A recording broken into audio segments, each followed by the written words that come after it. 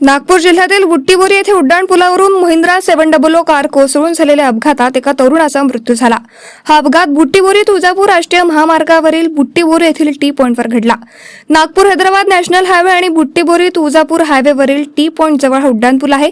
एका कारमध्ये 3 जण वर्धेहून चंद्रपूरला जात असताना कार टी पॉइंटहून खाली कोसळली।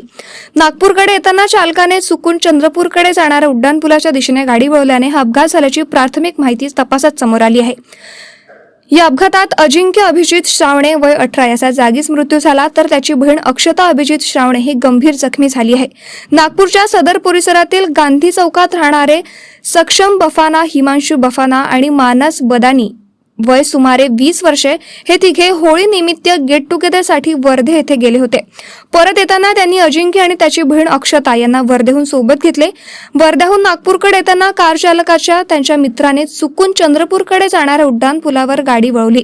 रस्ता चुकल्याने लक्षात आल्यानंतर चालक गोंधळला आणि भरधाव वेगातील कार उड्डाणपुलाच्या कठड्याला धडकून सुमारे 20 फूट खाली कोसळली।